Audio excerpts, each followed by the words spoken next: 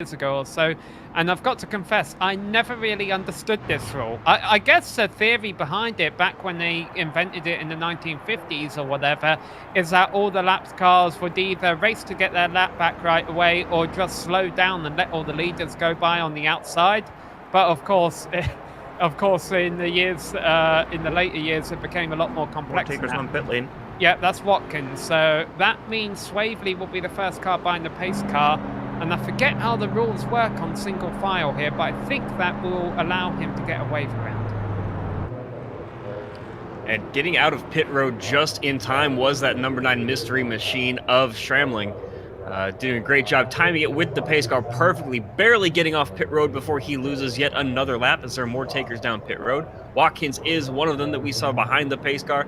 And looks like Gilliam was down pit road once again, as well as Jesse Vincent.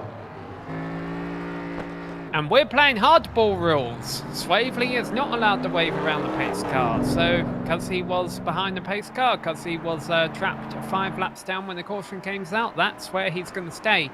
Essentially, he's on the tail end of 5 laps down, though. He will try and lead this field, and then he would only be 4 laps down. The problem is, with the damage to the front end of that number 29 machine, I don't think he's going to have a lot of success in trying to fight to stay at the lead of this pack.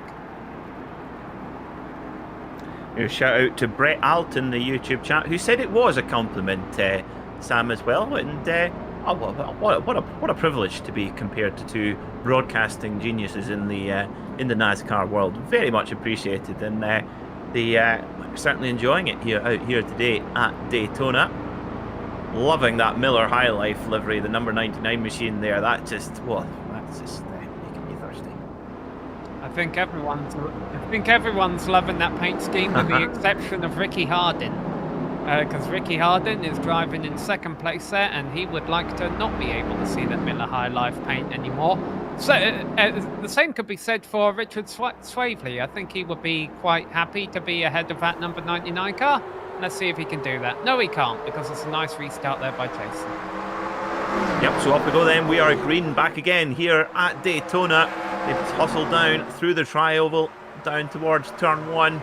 And this is where they just need to take it easy through. Oh my goodness me. So fast through there. These cars wiggling and weaving. I wonder if we can get an onboard shot of someone right in the middle of the heat of this pack, and just how busy you have to be. You have to have, well, you need to have 6 eyes really to have a look in front of you, to the left, to the right, behind, everywhere. And also while you're trying to keep this bucking Bronco, look at this, you're going to see just how much steering input is required. Now he's running this one really up on the high line here, the Reese Peanut Cup car. And it is hard work at the wheel of these machines. And I can imagine, Sam, in period, these cars were kind of massively pretty hot on a long 3 or 4 hour race in the afternoon sunshine. I never believed a race car got as hot as they make it out to get on TV until I actually lent in one following a race one day, and I realized, oh boy, it really does. By the way, one driver who dropped quite far back last lap was the Coca-Cola machine, the number 5 car, Ken Elhart. He got trapped behind the lap car of Richard Swavely, and that cost him a lot of positions. He also got a piece of a wall in turn 3, so that's why you may have seen Ken Elhart's name dropping down the order into 11th place last lap. We got the spinner out of turn 4. Is he going to save it? I don't think so.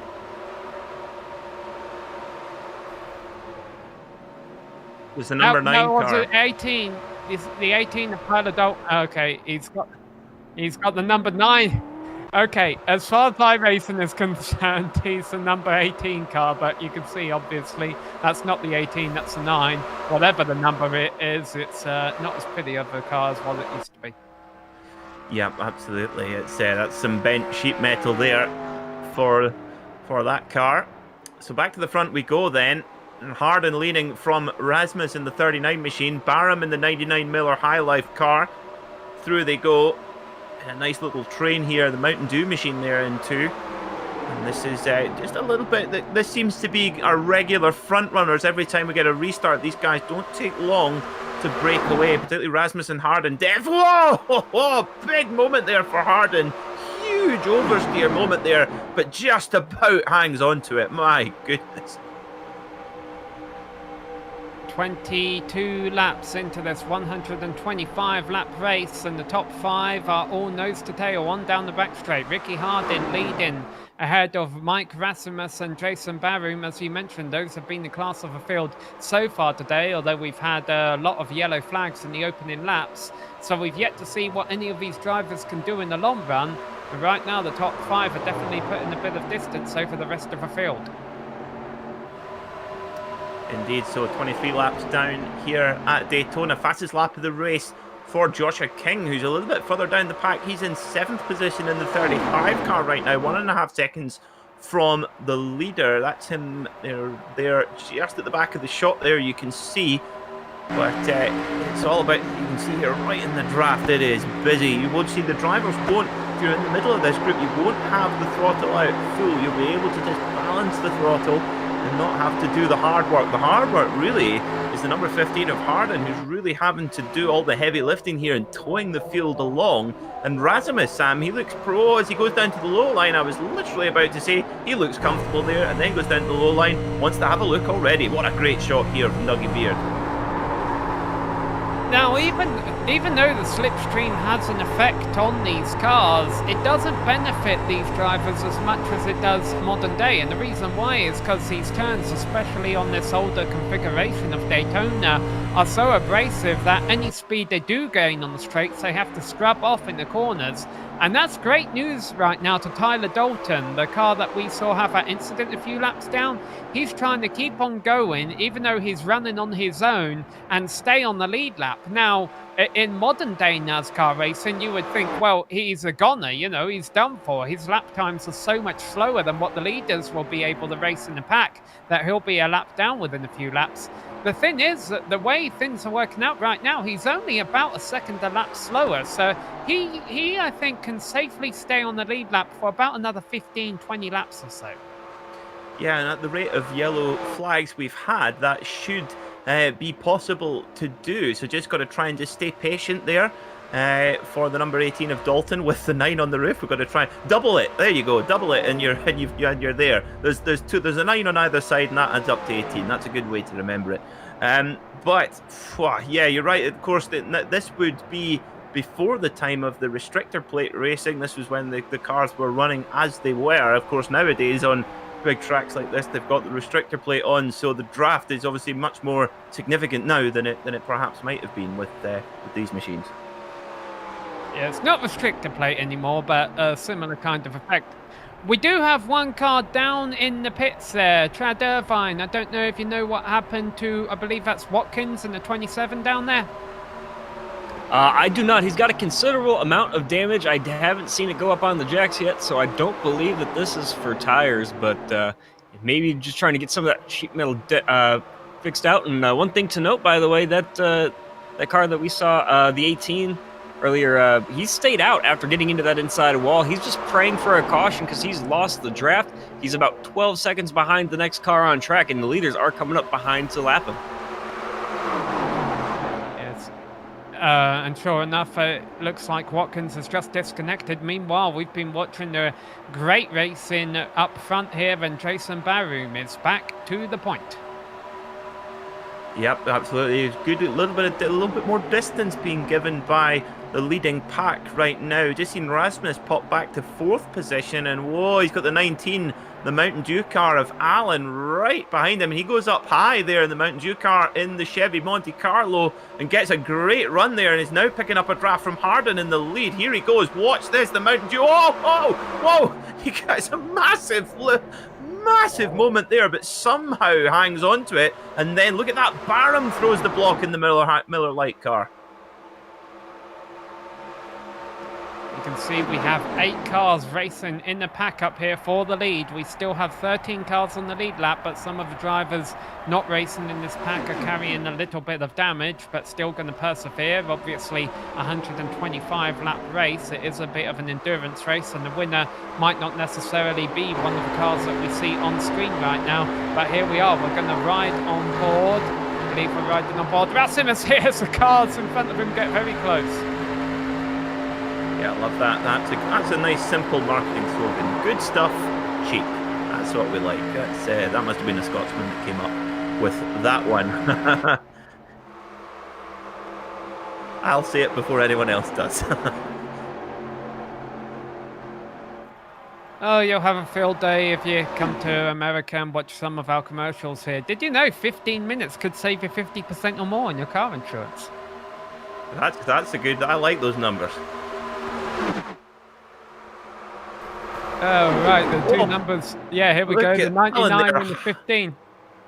That 19 car of Alan, the Chevy Monte Carlo. Well, he's had his Mountain Dew. He's got the sugar rush here. Absolutely sliding it right up on the cushion. Absolutely spectacular stuff. Wow, brilliant. Looks like he's got some great pace under that car, but the only trade-off is, though, Sam, that he's got to be really taking a lot of effort out of his tyres. But of course, this is his local race as well, as you can see there, the Floridian. This is some circuit I'm sure he knows very well. I love what iRacing has done with the animation on these drivers, with their hands there holding that 11 and 1. If we get the camera pointed backwards, you'll see they're all wearing open face crash helmets in these cars. And also iRacing allows you to kind of customize the face a little bit now. I'm just waiting for iRacing to become like The Sims, you know, where you get to... There we go. Complete... Yeah, an evil Knievel suit behind the steering wheel here. I love the sunglasses as well. I mean, would you pick an argument with him? No, you would not. Goodness me. The hands as well. I mean, here in the UK, Sam, we would call that grandmother driving to the shop hands. But who would have thought it was the same? Actually, after all, our grandmothers were actually big NASCAR fans in the 80s. Well, I mean, these are the kind of cars you see grandmothers still driving on the road, don't you? These cars from the 80s. Uh-oh, got another car coming into the pits there. Yep, that's the 5 of Ken Ellert. Had some damage to his car. Another car on pit road right now is the 711 car of Jesse Vincent, just trying to get as much sheet metal bent out on that thing as well, because there's a whole bunch of damage still to the left front, and Ellert comes to a stop in his pit stall. And if you guys look up towards the front, by the way, we mentioned that incident, that car right in front of the leaders, Jeffrey Gilliam in that Wrangler Jeans car. He is 10 miles an hour off the pace down the straightaway and loses even more in the corners. So that's going to be trouble for him as he just holds the low line, lets leaders go by. Yes, sorry to cut there, Chad. My apologies. Number 19 of Allen rubbed the wall in the Mountain Dew car, and he is going slow. So there's some sort of issue there. He'll be praying for a caution to try and get in pit lane and get that bent out. Yeah, it's a shame to see Jeffrey Gilliam going a lap down. I believe he's raced with Bryce several times, and also he's done a lot of timing and scoring. He's created his own timing and scoring app, which some drivers use to help him out on iRacing. A very intelligent person, but unfortunately that's not going to help him out a whole lot when that Wrangler car is a little bit beat up and he has gone a lap down. But I'm sure he'll keep going, wait to see if there's another caution that can get him back on the lead lap. And you can see all these drivers rim riding, trying to go as high as they can into the turn. And basically, that's because I don't think these cars can stick on the low line, especially with the tyres the way they are after about 20 laps of green flag racing here. Yeah, this is where the drivers are really hanging on, expecting that a caution might come out, but you don't want to be the one who pits under green and the rest get to pit under the caution. That's going to really cost you. And this Harden really doing all the heavy lifting here, Sam. He seems happy to run at the front, or the rest can't quite get by him, but he's the one who's really having to push. And you've got to think that his fuel consumption in this particular slightly extended period of green that we've had is maybe could hurt him when they get to the lane. Well, I want to slightly correct you here, Peter. I believe that if you're the leader and you make the perfect pit stop, especially if you only take 2 tyres, you can get out on the lead lap here. The risk that would cause these drivers not to want to pit under green is if anything goes wrong in your stop. If you go into the pits too quickly and you're held down for 15 seconds in your pit stall, if you miss your pit stall, if your pit stop goes slightly long for whatever reason, you would go a lap down, and like you say, that can make your race a bit harder. Indeed, yes, absolutely. And of course, as you can see, the drivers running so close to one another. Obviously, no indicators on these cars. You can say, yes, I'm coming into pit lane, and you've got to try and get onto the low line early. We've got to get someone in the wall there. Further back, I'm not quite sure. That's about maybe 8th position. 35 car of King. Yes, it is. Yes, it is. He's just a bit of a rub with the wall, but he's still going. Yeah, we've had a couple of minor incidents. We'll watch this one, and then I'm going to hand it down. There we get a replay of what happened. But I'm going to hand it down into the pits to Chad, because Chad, the mystery machine is, well, I think it's still there in the pits, but it's not coming back out in a hurry. No, he collected the wall hard in turn number 2, slid down, was able to get off the track before any cars were in the vicinity, so he stayed green, but he's got a lot of damage to his car, and just unfortunately, looks like his day might be done. There's a bunch of smoke billowing out from the front of that mystery machine. Uh-oh. Yeah, there he is. I see what you did there. Good one, Shaggy. Now, does that say Corvette on the back of it there, on just on the left quarter panel? I think it does, but it certainly got. Yep, I think it does. I think it does on that car, but it looks good. So unfortunately, attrition starting to take its toll. And when we had all these cautions early on in the race, we were able to keep most of the cars going around. But now that we've had the long green flag run, we're starting to have a few cars drop out, whether they're getting into the wall or they realise their car isn't up to par after early contact. We're down to 10 cars left on the lead lap, still more than that in the race. But the good news for the fans, the virtual fans in the grandstands and you fans watching at home, not virtual at all, is we still have great racing up at the front of the field, and as evidenced by that right now, we've got a change for the lead. Mike Here we go. and Jason Barham go by Ricky Hardin. Because they thought he was going to take the run there, but Barham going for a little bit of just a little bump and run up to the high line. He goes, doesn't quite got the run, but Hardin, he's been the one who's been leading most of the time. He's dropped back to 3rd, maybe just taking a little bit of a respite. 38 laps down here at Daytona International Speedway. Who is going to take it today? Now, of course, this is one of the legendary battles in motor racing, in an industry, if you like, the Ford Motor Company and General Motors, the owners of Chevrolet. But in the Daytona 500, Chevrolet have got quite the edge on Ford. 24 wins for Chevrolet, just 15 for Ford. Yeah, Ford definitely have numbers. Chevy definitely have the numbers on their side. I think also you see a lot more Chevrolets racing in NASCAR nowadays than Ford. Of course, I miss Dodge being out there, the Dodge and the Pontiacs, and now we have Toyota racing out there in NASCAR. And I know every now and then there's a talk of seeing other manufacturers, such as Nissan, I believe, has been in the rumours before. Will be interesting to see what teams NASCAR is the home of in the future. But as you mentioned, Ford and Chevy are always there up at the front. And even though Chevy has had more success here, it's a Ford actually leading the field around right now. You can see the blue oval on the front of the number 39 machine. But how much longer is he going to lead? Because the 99 is all over his rear bumper. Yeah, and interesting, it's been in recent times, in the last 5 years.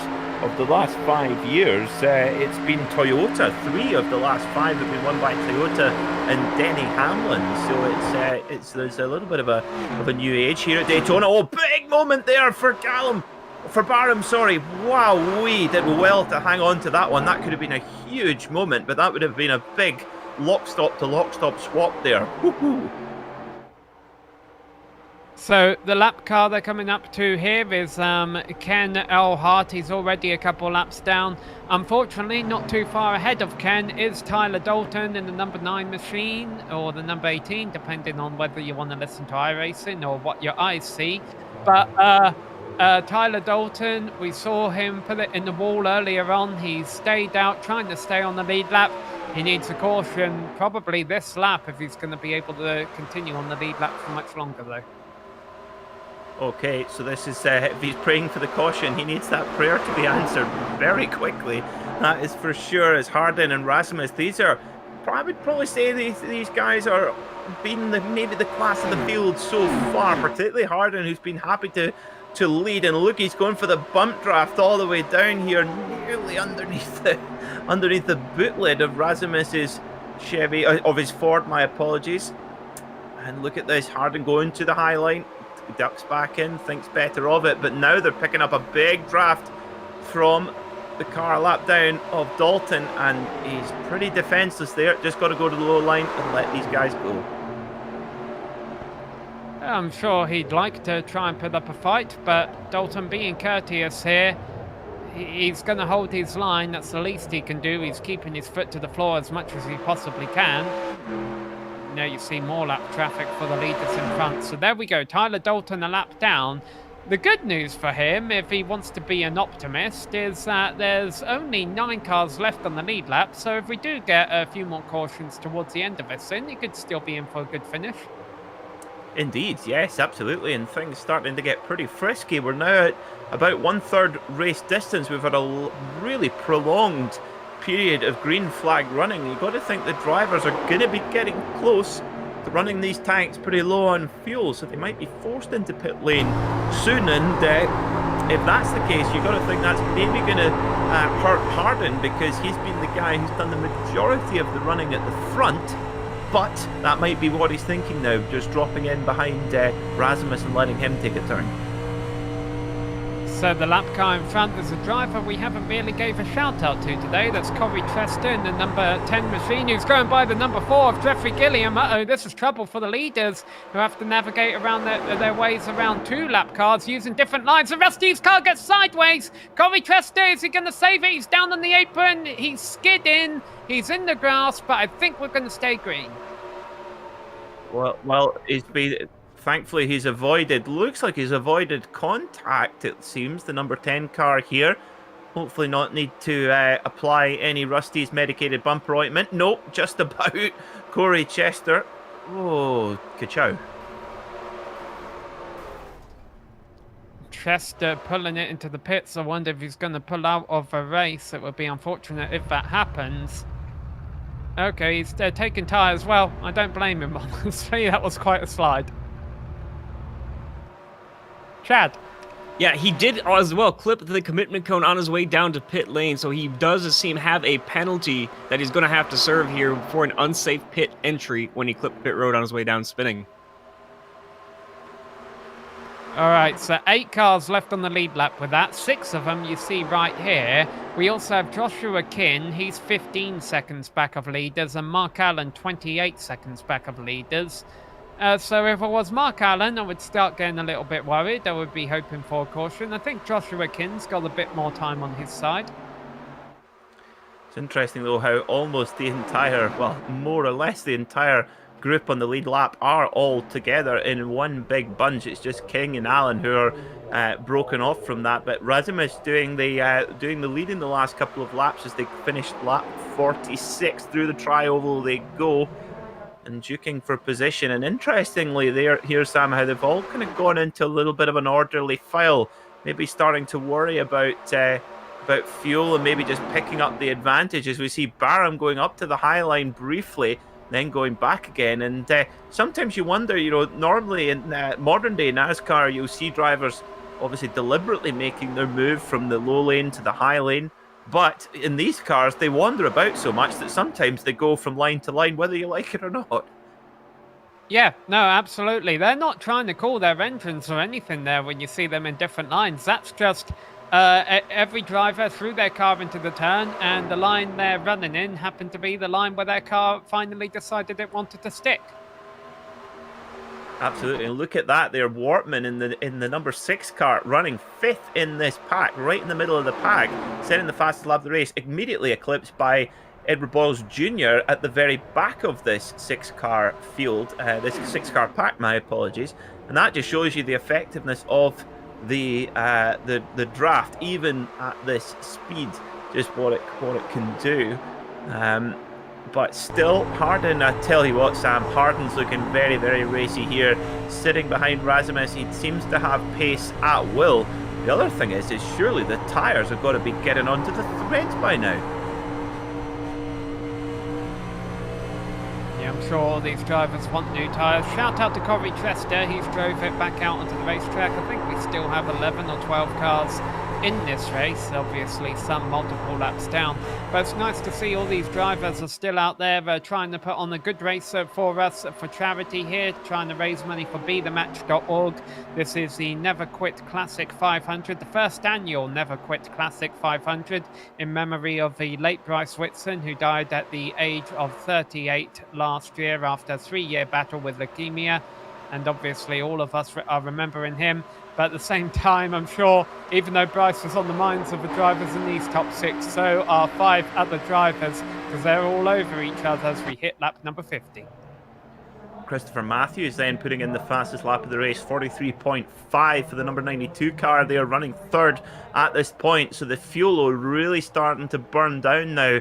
You can't imagine just how much fuel these cars burn over a lap, and therefore the car gets lighter. So this is actually a bit of a, I have to be honest, it's a surprise that we're seeing purple lap times right now, Sam, because I would think that, yes, okay, the weight in the car is dropping dramatically, but surely the tyres aren't there to deliver that sort of lap performance. It's extraordinary how quick this pack are going along. Oh, 5th and 6th almost have a coming. Oh, they've got a breakaway. Yeah. Yep. That's going to cost him a lot of time to that pack of 4 who are able to break away a little bit now. But I think the reason we're seeing those purple lap times, yes, even though the cars are getting lighter and the tyres are getting worn, I think it's the style of racing we're seeing right now, Peter, that the top 6 have been quite content to just ride in file for the past few laps. They got a bit of a rhythm going, and that's why we saw them going so quickly, because they were just running single file, logging the laps. The lap times might drop off a little bit now that the pack of 6 has been broken into a pack of 4 and a pack of 2. Yeah, good point indeed. And you've got to think that's the person who's going to be paying the price for all of that benefit for the guys behind is Rasmus in the 39 car. And again, Christopher Matthews in third puts in fast lap times, 2/10 quicker as they go past the Rusty's car. That's the 35 of Joshua King, going 1 lap down after his spin there. No, that's Corey Chester, but... sorry, my apologies, it is. Sorry. Yeah, we do have news on Joshua King. Chad. Yeah, Joshua King just came down for what I would expect to be a scheduled pit stop. He took tires, took fuel, and is back underway now. But you should be expecting to see the leaders come to pit road shortly. And maybe that's why Ricky Hardin is trying to make a pass for the lead here. The 2 leaders getting side by side. The first time we've seen that in a few laps. These drivers might be fighting for track position in the closing laps of this long green flag run. Indeed, yeah, this has been a really prolonged period of green flag running. We're already on lap 53, so we're charging through the race distance, approaching halfway. Now, who's going to blink first? Who's going to get down to pit road? If they all go in together, obviously you want to be at the front, because then you're hopefully get out at the front as well. So we'll see how the pit crews do it. But yeah, it's I get this sneaky feeling, Sam, that this is the 2 main protagonists for this race, Rasmus and Hardin. But here at Daytona or on any big super speedway like Talladega or whatever, sometimes you can get a car that just appears out of nowhere and snatches it at the line, such as the unpredictability of this type of motor race. Mark Allen in the 19 also into the pits. We've lost another car. Jesse Vincent, who was multiple laps down, has officially retired from the race. That's a pity. So we just got 6 cars on the lead lap, and all of them are in this pack here. So there is 2 divisions appearing here in this Never Quit 500 at Daytona. Around the high banks they go, bumping and weaving all over the place. Who's going to blink? Who's going to come in? You know, I wonder if we'll get any kind of fakes to fit pit lane from these guys. We do see that under caution quite often, but under green, possibly not. But we'll see as they go around once more. Yeah, I doubt it. That risks getting your car upset. So yes, as you mentioned, Peter, just 6 cars on the lead lap right now, but with a couple cars who were on the lead lap having pitted, I would hope that we should have 7 or 8 cars back on the lead lap when this top 6 does choose to come in, and that should be in the not too distant future. Right now, I also want to give a shout out to the drivers in 5th and 6th, Wortman and Boyles. They've been able to run this top 4 back down after their scary moment a few laps ago. Absolutely, indeed, and they've got the Wrangler Jeans car, the Dale Earnhardt throwback special there on the Chevy Monte Carlo, just coming up to lap now, and in a slightly awkward position is the 4 car. Just does move across to the high line, lets the leaders go through on the low line. I think he maybe just blinds out the throttle there slightly and lets the leaders through. And still, it's Mike Rasmus who leads in the 39 machine.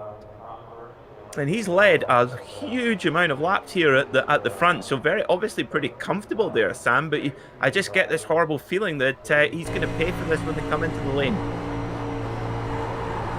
Yeah, potentially. As you mentioned, the fact that he's leading does mean he'll be burning a bit more fuel than the rest of his competitors, but I don't know if that would be as exaggerated as it is in modern day cup cars. And we finally get a message in the driver chat from the 92 car of Christopher Matthews, running in 3rd position, that he will be pitting this lap, and he goes down to the inside to kind of indicate to his competitors, hey, I'm coming in. Ricky Hardin does the same, and so does Mike Rasmus. So I wonder if all of our top 3 are coming in this time by.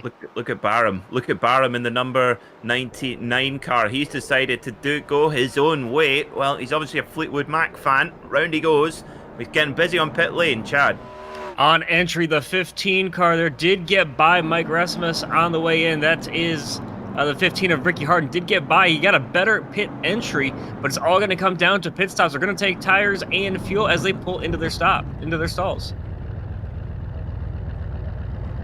I wonder if we're going to see any penalties there. A couple of those cars came into the pits quite fast, and now you do have the option, if you know you were speeding on entry, to kind of sit still, to slow down your car on pit entry and try and give up some of that aggregate time. And we'll see. None of them are rolling out yet. Jason Barum is coming in next time by. And here we go. They're all rolling out together, so I don't think there are any penalties there. No, everything seems pretty clean. Away that they go. The front 3 of that group are Rasmus, Matthews, and Hardin. The rest of the leaders look like they're coming down pit road now. I like this call by Barum, to be honest. I know he didn't have the draft out there for a whole lap, but the fact that he doesn't have to worry about being hit or hitting someone else on pit entry, I wonder if that's going to gain him a bit of time over the rest of his competition.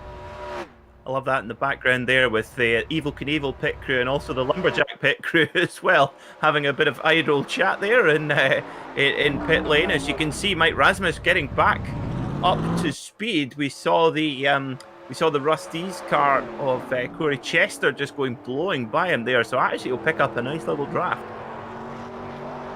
Yeah, even though Barum is far ahead here, he is not allowed to merge back onto the racetrack until the back straight, and his speed is going to be greatly reduced to that of this pack. He's actually drifting, he's sliding his way through turn 2 on the apron. There's not a whole lot of grip down there. So here we go, Barum has a massive lead, and obviously he's still running about 40 miles an hour slower than the rest of his competitors, but I think he's going to build that up pretty quick. I think Barum's had a massive win here. Yeah, quite possibly, but you've got to think that, yeah, I think that Rasmus is going to be right on top of him here, just 0.7 of a second. Yeah, it's coming back, but whether they're going to get the run to go all the way by, yeah, it looks like it just shows you the slipstream and that bumping and weaving, absolutely amazing. The difference in speed that you can get, and Barum goes to the low line, making sure Rasmus can't go all the way by, wanders up high. You can see the car getting really, really busy there and sparking and weaving away. And the status quo is maintained, Sam, as we reach about half distance here. Yeah, and you can see after the leaders came in, we have 7 cars left on the lead lap. Joshua Kin about 10 seconds away from going a lap down, whereas Tyler Dalton and Mark Allen are racing 1 lap down. I think we have 4 cars racing in the lead pack, along with the lapped car. Is that Corey Chester back there in the 10? Yeah, I think it is. Yep, he's involved in that pack there. Obviously 4 laps down. He was 5 laps down, so he'll be hoping for another few cautions to try and get back. But Yeah, he definitely does need some Rusty's bumper ointment on the back of that car. We're approaching the halfway point here in the Never Quit Classic 500 kilometers.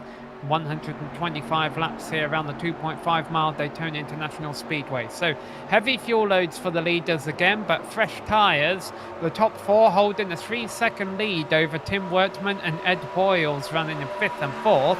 Although I think those two should still be thankful to be running after the scary moment they had about 15 laps or so ago. But right now it's Baroon leading, Rasmus, Matthews and Hardin. Again, that orange car you see run line is multiple laps down, and Christopher Matthews just slid up high from 3rd place. And I wondered if Hardin was going to try and take advantage, but he doesn't. Oh, interesting. Hardin getting a little bit dropped here, and Barham and Rasmus starting to break in a kind of miniature 2-car breakaway here, interestingly. So it's starting to spread a little bit. Perhaps Ricky Hardin just maybe taking his time. We've seen him run at a lot of laps at the front so far in this race, so he's quite happy to sit there at the moment, but he won't want to get too relaxed. Make sure that he is and just lets the rest of the pack know that he is a contender to be feared. But I tell you what, Sam, this is kind of like watching a Red Arrows demonstration. How close these guys are able to run together in these cars that get so busy and so buffeted around at high speed. It's really, really good car control. Good respect from all 4 of these drivers. And with the heavy fuel tanks and the low air pressure in these new tyres, you can see the cars bottoming out and sparking as they're going through the steep banks, bumpy track surface here at the Daytona International Speedway. 63 laps of 125 complete. We are over half distance in the first annual Never Quit Classic 500 here at Daytona International Speedway. You're watching us on the Global SimRacing Channel, and we will be back in just a couple of moments.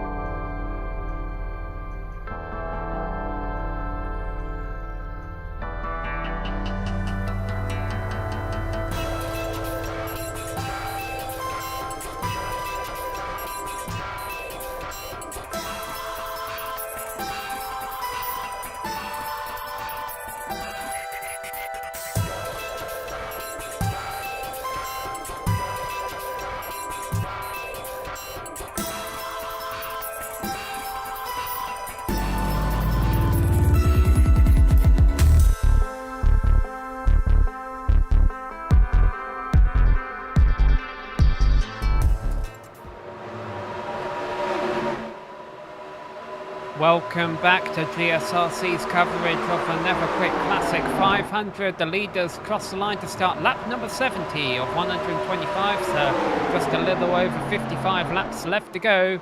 But one car goes down the lap because there was someone in the pits that time by Chad. Ed Boyles Jr. and the number 38 Reese's machine clobbered the wall last time through turn 3 and 4.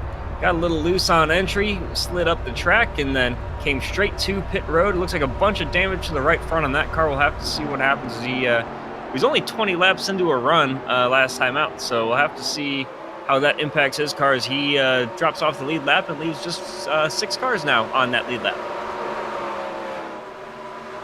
Yep, so there you see on our time in the score win, the 6 cars who are still on the lead lap.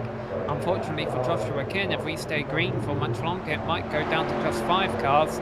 Christopher Matthews elected to drop behind Ricky Hardin a few laps ago. He's still there in the lead pack going. I think Ricky Hardin just had a bit of a moment. He's still sliding as they exit turn 4. It's going to cost him and Matthews a little bit of time. That orange car you see at the back of the pack here, that's the number 10 machine running 4 laps down. That's Corey Chester. And yes, so Ricky Hardin's slide that he just had over in turns 1 and 2 has really broken this pack up. It has. It shuffled the pack, that's for sure. And Barham in the 99 car really starting to hit the afterburners now and desperately trying to make a break. Very slow. Oh, it's very. Oh my goodness. Oh, we've got a yellow. Not sure why we have a yellow flag. I don't see any incidents on the track. We'll try and figure out what's going on for you.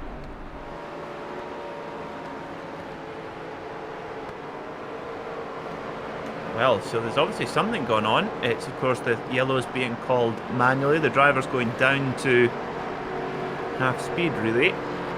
So I wonder where it's come from.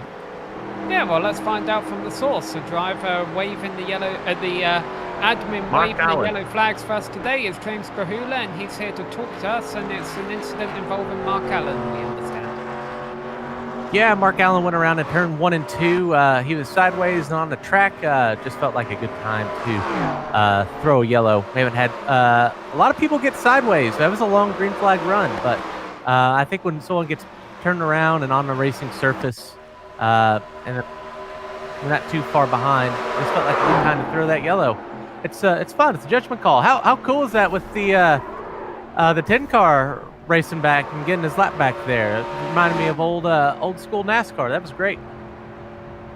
Yeah, completely missed that, and now confusion because we saw Jason Barron back off and couldn't really work out why. But yeah, as you say, Corey Chester back to being just 3 laps down. And James, you've really thrown everything at it here, because we've been talking about this race for a few months, but I'll be the first to admit that you've done the majority of the heavy lifting and promoting this race, building the website for it, building the Facebook page for it, getting the donations set up, getting the drivers recruited, and obviously running the race today. So we appreciate all that you've been doing. But as you mentioned, we're seeing a very fun, unique race here, because we've got the bumpy Daytona, we've got the old cars, we've got old school rules. It's fantastic seeing this all come together on iRacing. Yeah, it's I mean, we're running this as authentic as we can to 1987. So, you know, the grandstands look a little more modern than they did back then, but the track surface is just the same. We have a lot of other things too. Of you know, past the middle of the yellow line is in fair game. We haven't seen any of that here tonight, though. Racing back to the line, lap cars, no lucky dogs, no free pass. And give me just 1 second. Yep, the leader's in the pits. Chad. Yeah, they had about 28 laps, it seems, from the last time that these guys came down pit roads. The tires getting a little bit worn, but for the most part, yeah, just guys taking tires, taking fuel, and going to get out underway. Everybody hit their boxes cleanly. The close call there was Joshua King. Barely got his right sides into the box. Needed all 4 tires in the box to make it a legal stop. Barely doing that was Joshua King, but everybody seems to be in their stop, and away they go. Another whole lot of strategy being played out here. We've obviously had a long green flag run, so all of the drivers coming into the pits to get 4 new tyres and fuel. So James, I'll pose this question to you right now because you've known Bryce Whitson for several years, and obviously we're racing today in memory of Bryce Whitson, who passed away last year after a 3-year battle with leukemia at the age of 38. Can you tell us a Bryce story or one of your favorite memories of racing him here on iRacing? And Bryce was a guy that he did more to help out people than you could ever reasonably expect someone to do. I can't tell you, from just helping out with leak stuff to writing code to make my job a little bit easier with uploading decals and just all sorts of really great stuff. We had the pleasure when we went to the Southern 500 a couple years ago. We got to go and visit him in the hospitals. My one time I actually got to see him in person, and just a great person, and an entire great family as well. Gary was supposed to be here. His cousin was not able to make it, but we were, once we heard the news, we were going to put on this event, right away afterwards to see if the family needed any help. They said, we're fine. Please just raise money for Be the Match. That's what we want. That's what Bryce would want. And so we waited to try and put on this event as big as we could, and just hope that we keep doing this and growing as we keep doing this over the years. Having known Bryce in person for a couple of years, I can definitely attest that he was a very selfless individual who one of my stories, it's not my best story of him, but it's one to just say the kind of person that he was. He really wanted me to download the Exploding Kittens app on my iPhone so I could play that game with him on iPhone. But I have one of those silly rules that I do not like paying for apps on my iPhone. I'll drop $50 on a video game. I don't like paying $1 for an app on my iPhone, and Exploding Kittens was like $5. So I said, Bryce, I'd love to play games with you, but I ain't doing that. I woke up the next morning and I had $5 sitting on my Apple account donated from Bryce. And I'm like, okay, I'll download it for you. It's just, it was always great to be around. It was fun to be around. That's just one of small times that he, I wouldn't even say he helped me out there, but just how he was willing to be a good friend and build up those communities. Oh boy, who was that who went sideways there? I was trying to finish up my story, but we had some drama on the restart. Oh, Corey Trester, who got sideswiped down the restart by one of the lead lap cars.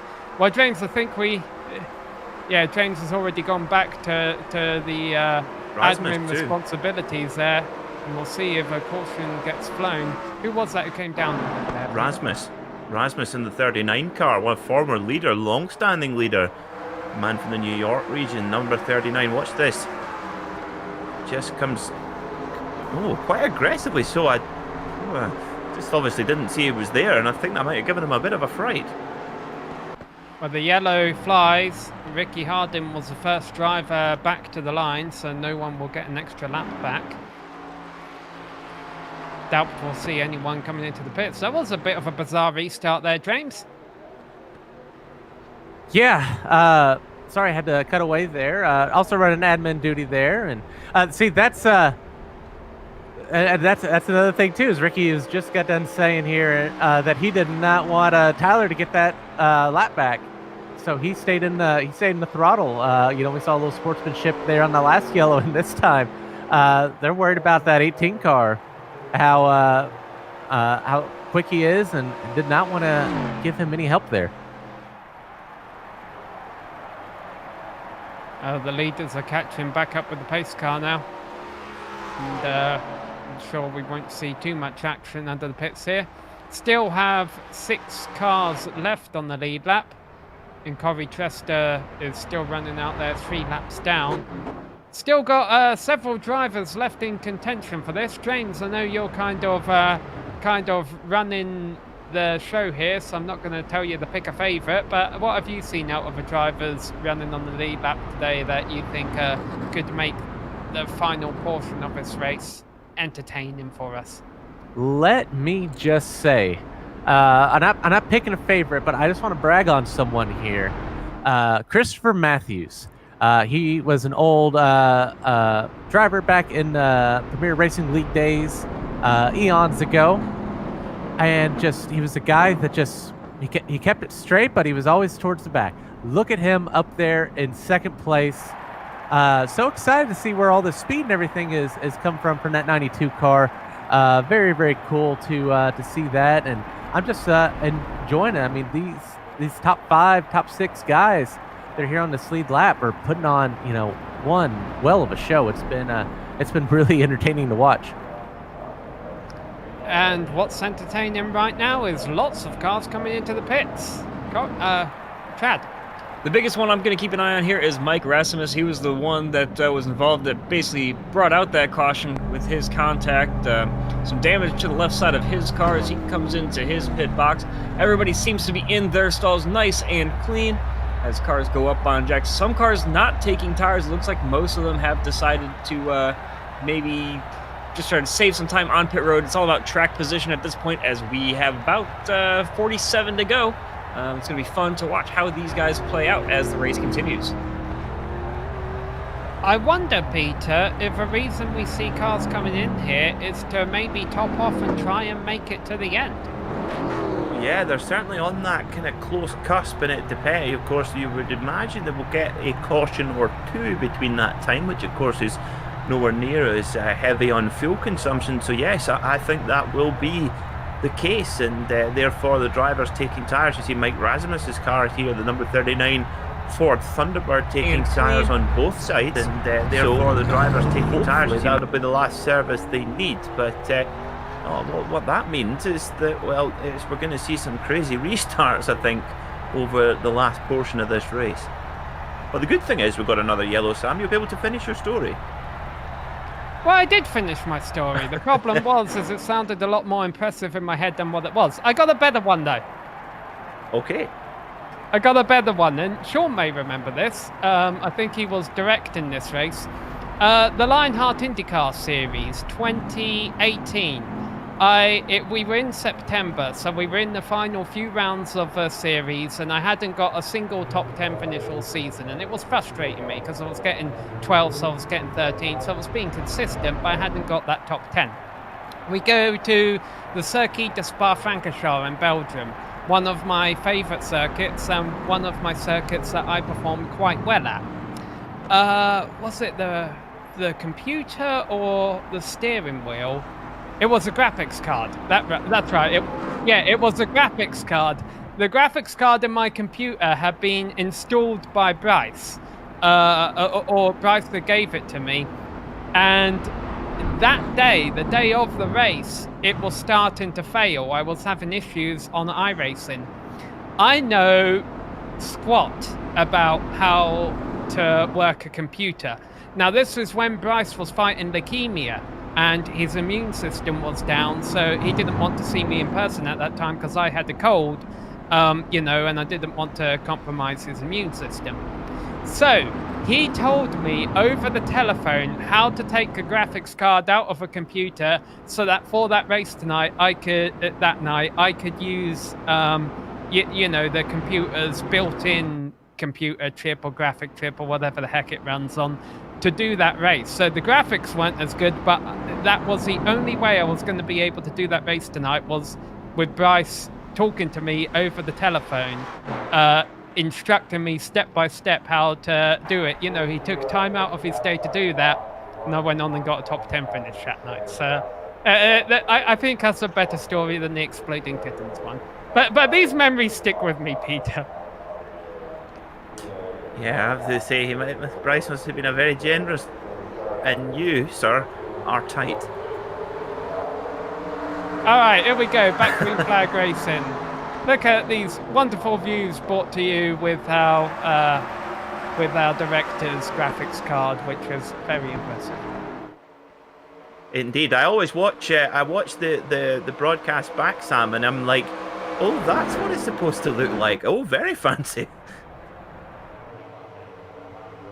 Well, Ricky Hardin is enjoying the graphics of the Legacy Daytona International Speedway here on iRacing right now because he doesn't have any cars obstructing his view. Although that might not last for a whole lot longer. He's got a lapped car trying to race him to get a lap back here. Remember, as James just mentioned to us in the previous caution, the only way a driver's going to get a lap back is racing for it. So I believe that's Tyler Dalton in number 9 or 18 there, trying to get his lap back. Yep, the 9+9, let's call it that. With that lovely kind of black, red and white, what you would normally classify as good range colours, I would say, but on a Ford, which looks slightly odd, but looks nice nonetheless.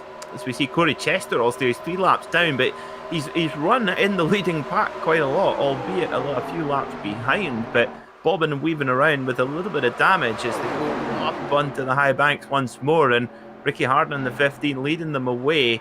Mike Rasmus back in 5th in this pack, and you wonder, Sam, while he was in pit lane, if he maybe just recovered that bit of damage he got from that little contact.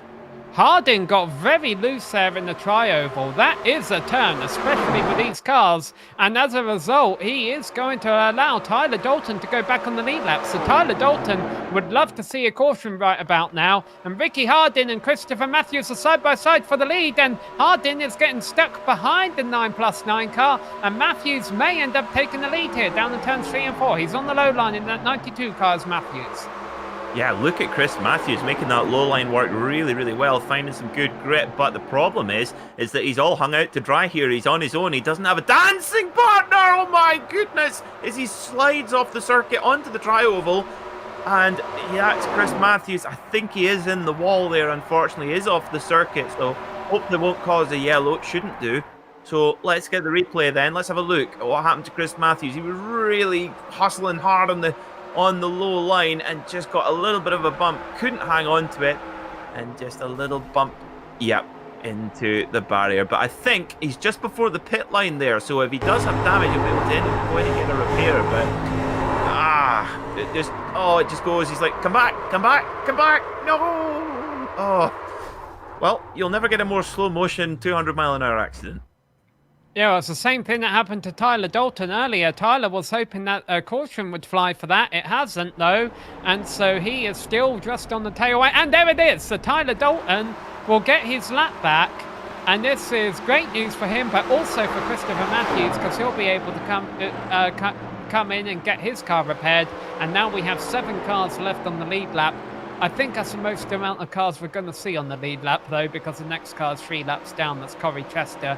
So, but with 40 laps left to go, Tyler Dalton is back in this race. Yeah, that was brilliant there, and of course with the rules the way they are, really earned that lap back. And now with the yellow out, he's safe there and can make his way all the way around this Daytona International Speedway and then come on to the back of the leading group. And of course the cool thing is, Sam, is that effectively the leading group is the lead lap basically. So it's they're all bunched together, and will be more so once this pace car comes out. It's all teeing up for a bit of a grandstand finish here. Indeed it is, and I would imagine we'll see all 7 of those cars into the pits under this yellow, because I'm pretty sure they could definitely all make it to the end on fuel from here.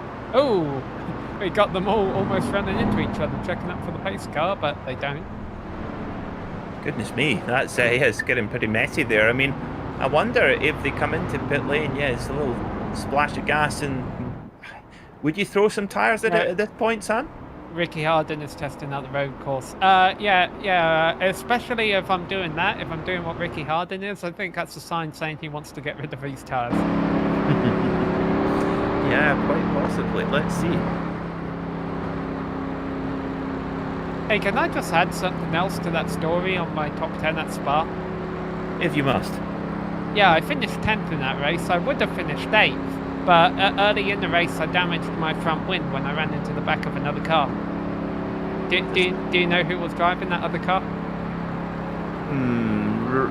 Richie James Hearn. Kahula, our director remembered it was James Kahula. Oh dear. How do you guys remember all of this stuff? Oh my goodness. Okay, yeah, and if you want to watch it all again, it's on GSRC. Look up a 2018 Lionheart IndyCar Series race at Spa. Chad, Leaders coming down pit road. Ricky Harden goes into his box in nice and clean. Almost a little hesitation on his coming to a complete stop, but he is...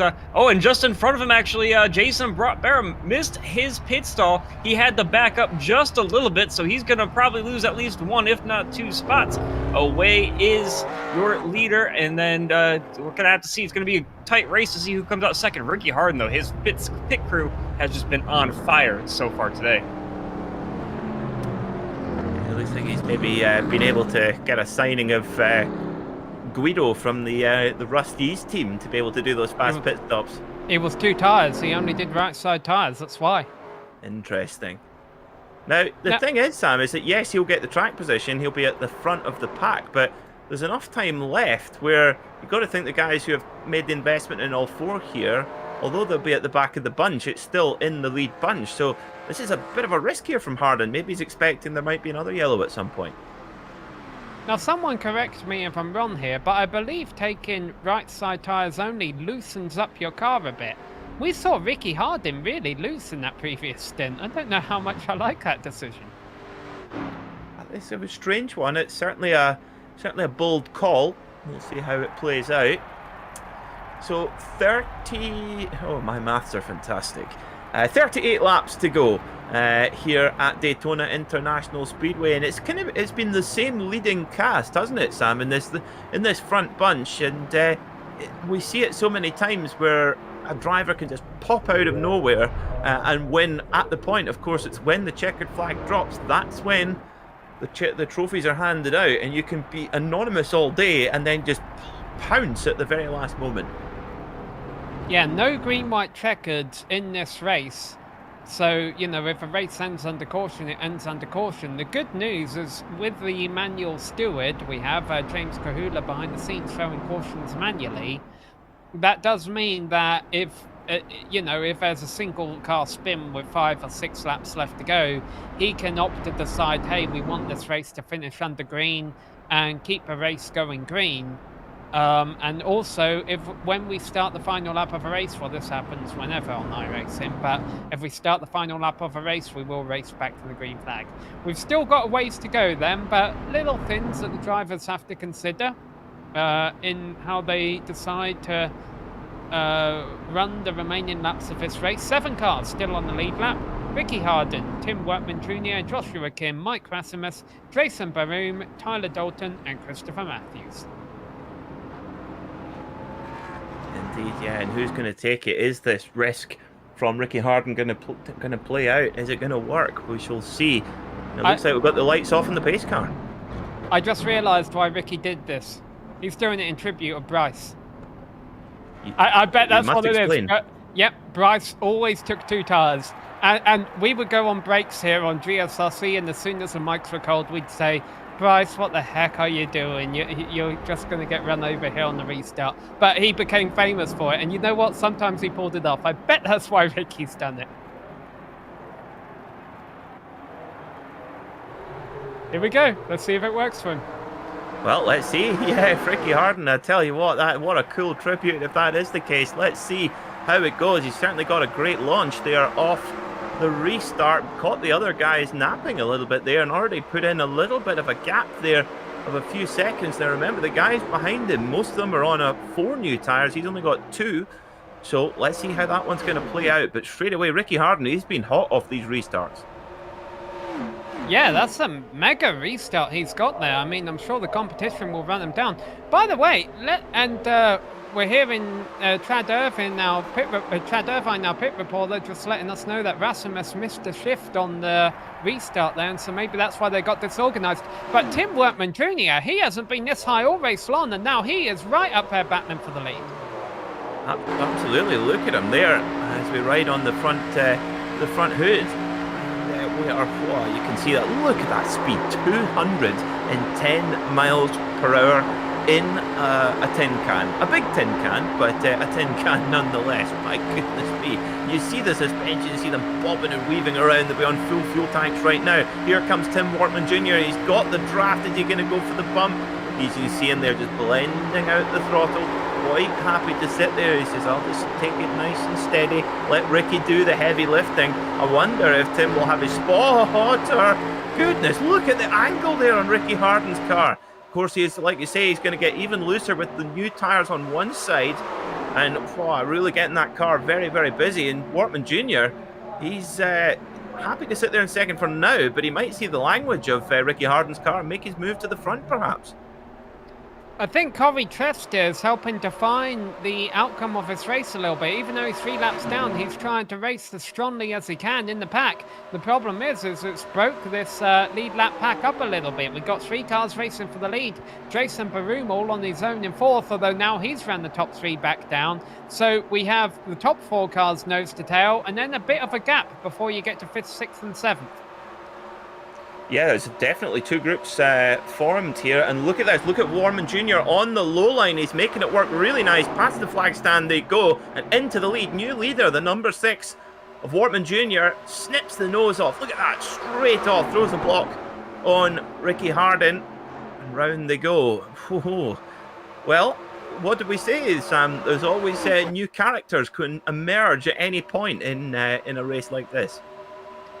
I think what Tim Wortman was trying to do was work with Ricky Harden and try and pull those 2 away from the rest of the field. Once he saw that it wasn't working and the rest of the cars were running them down, he realised, okay, time for plan B, let's just take this lead. And in the nick of time as well, because now we've got 5 cars racing for the top spot. Yeah, this is getting very, very feisty now. 92 laps down, coming into the closing stages of this Never Quit 500. It's been an absolute thriller with these 1997 Cup cars from Chevrolet and Ford. Really, really exciting motorsport here. You see just see how hard the cars have actually got to work here, how hard the drivers have got to work, my apologies. Car making them work for it. And Ricky Harden starting to get a little bit impatient there, just moving about, trying to find his way through. But look at Barham in the 99 Miller Lite car, or the Miller High Life car, I should say. Really getting a good run here now too. Coming to 22 laps left to go. The top 5 nose to tail. And thinking of a... You are correct. I was getting optimistic. I was getting too excited. I don't hear that very often, Sam. It's normally you are incorrect is normally the response I get. I was getting excited seeing the yellow and black car lead, and it made me think, with the red numbers, it was making me think of Ward Burton.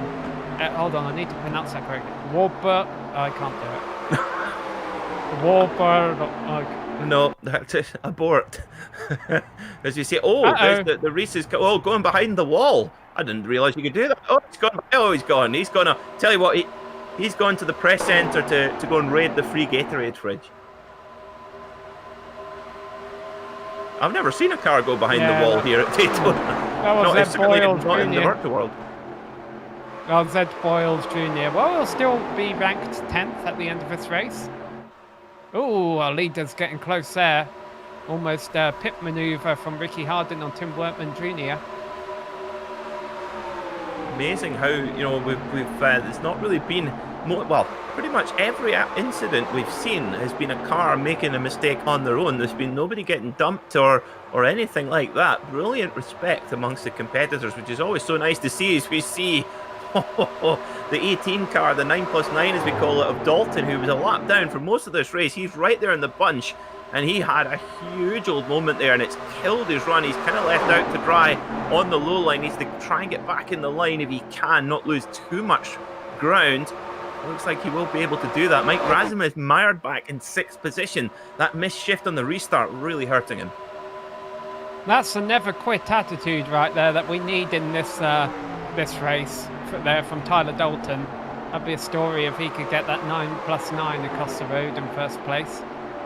That would be a great story, wouldn't it? And it just shows you in any form of motor racing over a long distance, like we have here in NASCAR, both back in the day and today, and also in sports car racing, you never know. It's never done until it's done, and you fight till the very end. And that is that tenacity. It's very admirable in all walks of life, isn't it, Sam? Ricky Hardin using a couple of different lines from turns 1 and 2 there, just sliding around on those 2 tyres, sticking his nose out. You do have to keep the engines a little bit cool on these cars. Yeah, they're made to work for their they're made to sing for their supper. These engines, you've got to take your hat off to the engine builders at the time who were able to create these absolute monsters that were able to carry such amazing speed in such a simple, what is a relatively unaerodynamic shape, really. These just shows you the sheer brute force that they have. But at the moment, Chevrolet 1, 2, 3 about to be broken up by Dalton in the number 18, the 9+9 as we've called it. Wow! Big loose, big loose! Oh no! Oh my! Oh, it's a big one. Well, the caution will fly at the end of this lap, that's for sure, but I think, even though there's a few cars beaten and battered there, I think everyone is going to be able to race another day. Ricky Hardin was able to escape all that, and he'll lead the field to the caution flag. Wow, that was a big one. That was a real big one. You do get them on these super speedways carrying so much speed. It does not take... Oh, so just get a little bit of a trip into the wall, and it sets up... Dalton got involved in that as well. Got a little bit of sheet metal damage there. Let's get a look from Dalton's perspective then. Yeah, Dalton was...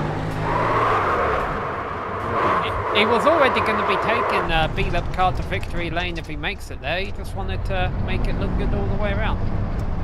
Well, what this does mean though, Sam, is we might have some contenders for the spin and the win.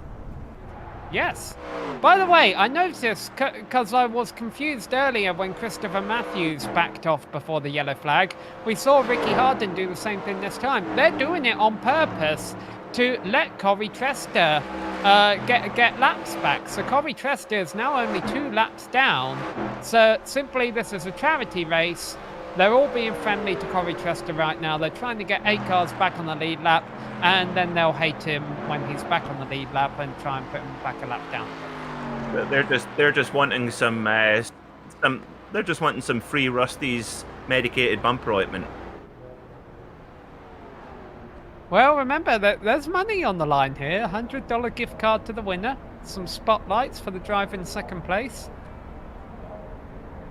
Yeah, indeed. And well, I'm just saying, looking at our graphic on the top of the screen, we've raised $450 so far, with Steve Ritter the largest donator, $50 so far. Still plenty of time to donate to the Benefiting Be the Match Foundation. And yeah, this is well, I think we're going to, this last part of the race, we're going to be treated to a real grandstand finish. So do give generously to such a wonderful cause. It's fantastic to hear. The link is in the chat of our YouTube video. That's Ricky Hardin you see in front of a pace car right there. He's got the clutch pushed in, trying to save fuel. Not entirely sure why. I think they should all be good on fuel, especially if we're all coming into the pits right now. Here we go. I wonder, and Chad, you'll be able to keep an eye on this, I wonder if Ricky will do just 2 left sides this time, since he did 2 right sides last time.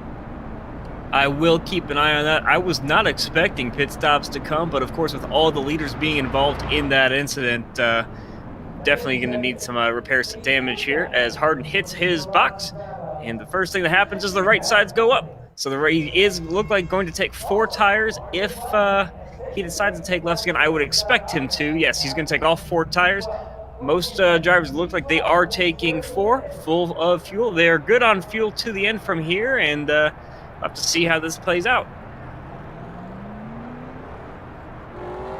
And Ricky Hardin still wins a race off pit road by a country mile, even after taking 4 tires.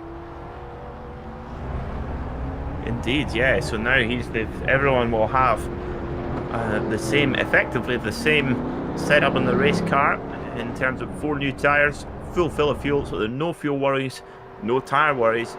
The question is, Sam, are we going to go green all the way to the flag? That's impossible to call. That could go either way right now, but there's still the same leading cast of drivers. Still, a number of them, of course, have been around and had a good little twirl and a pirouette on the tri-oval. So there's, like we say, a couple of guys, candidates for the spin and the win. Yeah, I'm curious to see what the incident points look like at the end of this race. It's a shame. It's a shame these cars always look so pretty, don't they? We have brilliant paint schemes on these cars, and then you know they're going to go out there and get scratched up just because of the nature of this racing. What paint scheme do you have for your 87 Legends car here on iRacing, Peter? I actually have. So on my 87 Legends car, I have the Hornet Daytona video, like the arcade game. Do you remember the Daytona? I think it was called Daytona 500. It was an arcade game with wheel and pedals, and you occasionally found them in the UK, but most of the time it was when we'd be on holiday in the United States. And I used to love. There was a restaurant in Orlando called Race Rock. I used to go there, and they had Daytona 500, and there was I think it was called Galloping Hornet. It was called, and there is someone on Trading Paints has remade it, and yes, so that's the one I have applied to my Ford Thunderbird. Chad, what about you? You got an 87 Cup car on iRacing? I do, and honestly, I have not run it enough to remember what my current livery is on there. I believe I'm running an old Bud paint scheme. You two are much more creative than me. I just put my normal colours on there, which is bright orange and green. But I'll tell you this, it works. I think any paint scheme works on this car, to be honest.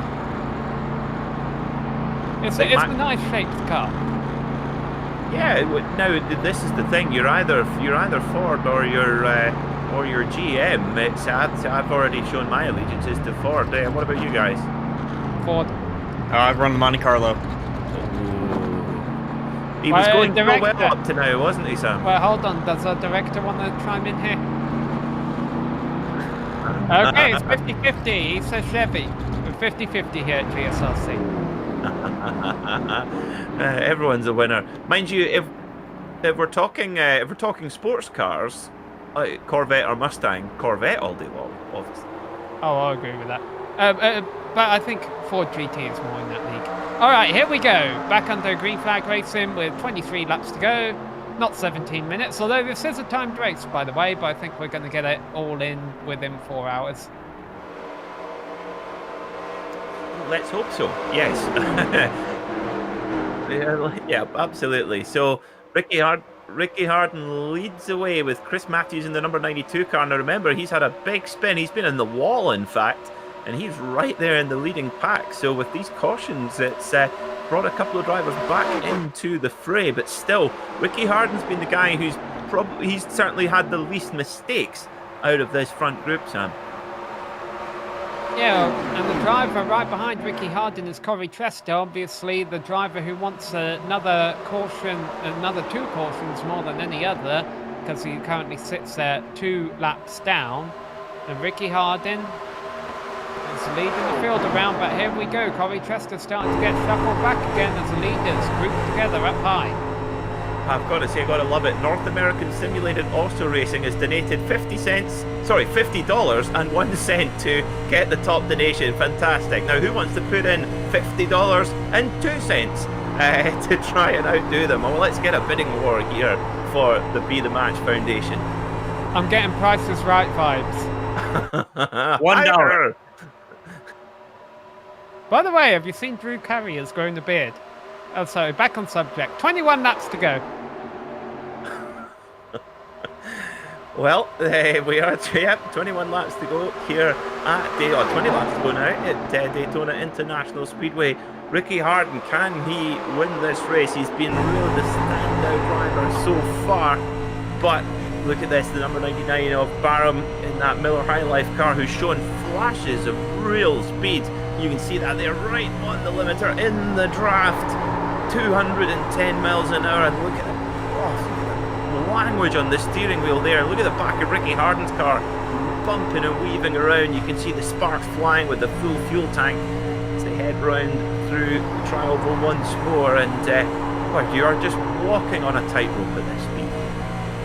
And Tyler Dalton was almost upside down a few minutes ago, and he's back up there in 3rd position right now, and he's beat up 9+9 machine, and I think Jason Baroom had a bit of a loose moment there, and that's going to allow Dalton to open up that high side and take 2nd position. Dalton getting all kinds of oversteer there, coming out, getting all kinds of loose, coming out the corner. And yeah, this is, well, I have to say, Sam, the Never Quit 500, well, all of the drivers have certainly raced in that spirit. There's been some amazing comeback stories here. Chris Matthews been in the wall, as you say. Dalton's been in the wall. And oh, speaking of, Corey Chester's in the wall in the Rusty's car. But he keeps going. He's out there 2 laps down, running in 8th place. By the way, Jeffrey Gilliam is still out on track. He's 6 laps down in 9th place in the Wrangler Chevrolet, but he's still out there, so we'll see if everyone wrecks. Gilliam might be able to come through for the win, but right now we still have 7 cars racing on the lead lap and in the lead pack. I think this is the first time in today's race that we've actually seen a pack race with every car still on the lead lap right at the front. Yep, if you're on the lead lap, you're in the lead battle here. As you can see that, whoa, the number 99 of Barrow getting a really big wobble there. Big bump on the low line. And still Ricky Harden leads. He's got such strong pace. So happy to be out there leading. More than happy to do the heavy lifting. And really pretty ominous for his competitors here. Look at the 99 of Barham now down to the low line, and Harden gets a little bit too up high, gets a little bit loose and loses the run as well. He might look at Rasmus. Rasmus there in the Ford Thunderbird on the outside line there on the high line. Whoa, can he get a run now? He is. He's getting a real good tow now from Harden in the 15 car. But look at Barham, all hung out on his own, but still getting a run. 17 laps left to go is what they will be at when they come across the start-finish line in just a few moments' time. Ricky Hardin still controlling the field as they battle for 2nd, 3rd, 4th, 5th and 6th and 7th right behind him.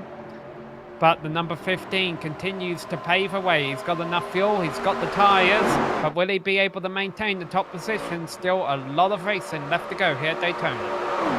Yep, there certainly is. Yep, who is this going to be? Who's going to blink first?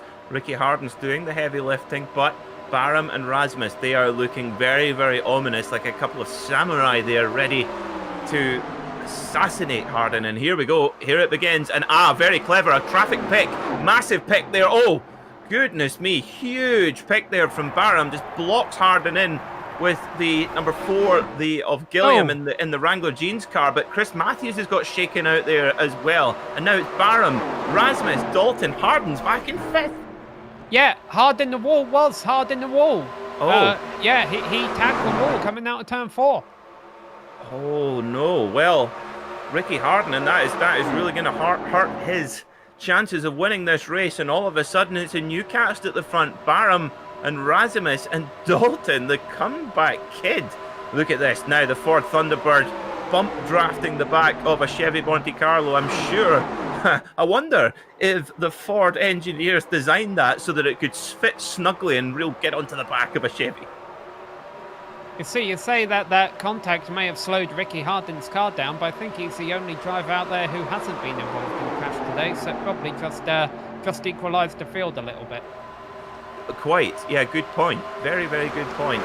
He might be looking for another caution here to maybe just get any bits and pieces straightened out, maybe, but I don't know if there'll be time to do that. But whoa, look at Rasmus going really high. They nearly go 3 wide there, and you can see a little bit of bench sheet metal there of the Ford Thunderbird of Rasmus right there, getting right onto the bumper there. They're bumper to bumper with Rasmus and Barham leading. But look at Ricky Harden in the 15. He gets a great run on the low line. Yeah, this is a great comeback through the field. Ricky Hardin, I think, was just 5th or 6th a moment ago. He's already back up to the lead, and Barham is fading back up high. Oh, did you see? Rasmus there just comes from all the way high to all the way low and throws a huge block on Dalton there and fits in just a big enough gap behind Harden. And whoa, Harden. Now, question, Sam, did Harden get a little bit of a love tap there from Rasmus? No, because in order to do a love tap, you've got to love the driver that's in front of you, and I think that's gone out the window for 7 of these drivers by this point. Or we call it a hate nudge. 13 laps left to go when they come across the line. Remember that we will not have a green-white checkered. This race will end at the completion of lap 125, hopefully under green. 7 cars still on the lead lap, and with a chance to win this race if they all pile up, which is a very real possibility. Corey Chester is the first driver who would be able to benefit from that. 2 laps down in 8th position. Wow, you can see Rasmus there holding it tight on the low line. The others try to go high, it doesn't work. Ricky Harden back in the lead after hitting the outside wall. Obviously brushed it softly enough where it's not caused too much terminal damage. He's able to carry on, and is Rasmus going to bring a surprise here? Joshua King goes up to third there in the Evel Knievel mobile. Yeah, nice ride by Joshua Kim. Remember, he was flirting with going a lap down earlier on in this race. He's had a bit of a comeback as well. Whichever driver does take a win here is going to have a good story to tell, and I can't wait to hear it. We're not too far away from finding out who it is. Now, when we spoke to James earlier, he mentioned something which I've noticed as well, and that's that we haven't really seen anyone take advantage of the fact yet that you can legally make a pass below the yellow line in this old school rules style race. I think we're going to see that in the last 10 laps. I think all bets are going to go out the window in the final lap. We are not going to have 7 cars come across the line together. Well, the only thing is that going down on the apron, these cars obviously got really unstable and really wobbly and don't like the bumps. The only thing is about going in on the apron is you risk crashing so much more. But I get the feeling you may be right, Sam, on this one. But tell you what, Ricky Harden, he's getting all kinds of loose coming out of the corners, but still holding the lead. But look at this bump drafting from Rasmus. Rasmus is saying, let's get out of here. Come on, Ricky, let's get out of here. Let's break away from these guys. And they're about to catch Jeffrey Gilliam again. The number 4 car's so much damage on it that they're going to catch him. Well, let's see. Gilliam's coming into the pits. He realizes what's going on. He's pulling out of a race, and these 7 will be able to continue to race amongst themselves. Yeah, so that makes life a little bit more simple. Ricky Harden would have been glad to see that. I'm sure they all would have been glad to see that. But it could be, like I say, any of this leading pack of 7. We're going to get a, whoa, look how up high Rasmus is going there. Whoa, really testing it. Really trying to get Harden unsettled, but Dalton there in the 9+9 car in third. And dearie me, the amount of precision you've got to have to drive at this speed in these cars. You can see Harden getting a big wobble moment there. Is Rasmus going to tuck it down low? No, he's not. Well, he's going to try, but Harden's right there to throw the block. Yeah, both turns that lap around, Harden was just throwing it in, I'm pretty sure wide open into turns 1 and turns 3, and as a result he slid up a racetrack. I'm not sure if that's something that's going to get worse in these final 10 laps, and I'm sure Mike Rasmus would have been able to see it, and now he's got to work out how he can use it to his advantage and make a pass for the lead. Is he going to try and make something happen there on the back straight? No. As a matter of fact, he's going to work with Ricky a little bit. Maybe he's just sizing him up for a pass on the final lap. Absolutely, there'll be a lot of bumps going on there as well. Almost as many as if it was Ricky Harden's birthday here, but whatever that happens, they're not able to drop the leading pack at all. There is just no escape. 8 laps to go here at Daytona International Speedway, and who is going to take this? We're into the last portion of the race. Just about 20 miles to go, and at this speed, that does not take long at all. No, and of course we're also approaching the point of the race where a caution would end it. Fortunately, we have a live steward, so if we do get a caution flag, there will be a good reason for it. I'm a little concerned for Corey Chester that we're also at the point of the race where he's run out of laps and opportunities to get 2 laps back, so I think it's a 7-car race for the win now, and there you see all 7 of them still on the lead lap, still in the lead pack, and that's one of the cars going down quite low there, but keeping the momentum up. The top 4 actually break away a bit. Yeah, Chris Matthews there in that slightly grey 92 car, just getting a big old moment there, and that's killed his momentum. He goes to the back of the pack, and we've got a huge moment there from, oh, is that Bortram Jr.? Is he going to hang on to it? Yes, just about. Oh, and just as we say that, Harden coming out the turn has a huge moment. Might have even brushed the wall, and he's lost his momentum. Mike Rasmus goes to the rest of the lead with Dalton and King right in the tow. Yeah, Rasmus was sitting, waiting for that to happen, I think. Ricky Harden was getting looser and looser each lap. Finally, he couldn't control it anymore, and Mike Rasmus took advantage and has taken the lead. However, Rasmus, like the rest of them, has a bit of damage on his car, so we'll see if that hinders his ability to stay up front. Right now, Tyler Dalton, whose car definitely has a lot of damage on it, looking for the lead on the high side in turns 1 and 2. Ricky Hardin following him up high. Well, actually, Hardin goes down low now, but we know Hardin has a lot of pace because he was down in 5th about 10 laps ago and got back to the lead within a couple of laps. Gives a little bump there to Tyler Dalton, speeding up the high side, and now things are really picking up in intensity with 5.5 laps to go.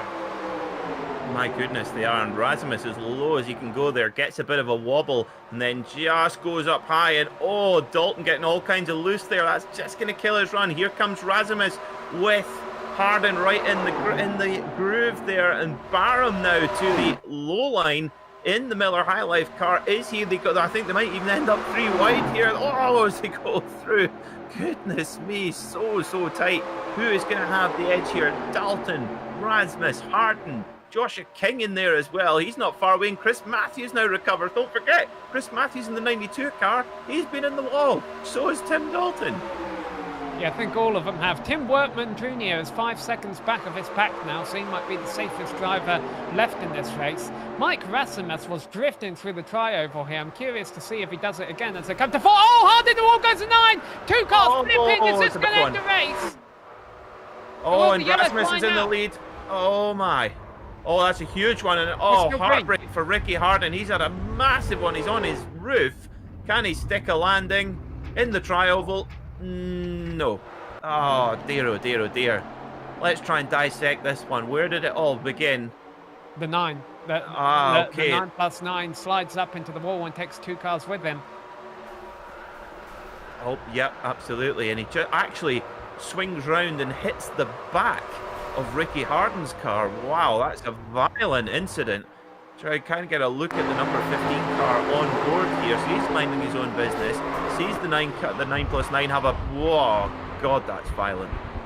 Well, here at Daytona, this is why we call it Russian roulette. It is so high stakes, and if it goes wrong in such a big way.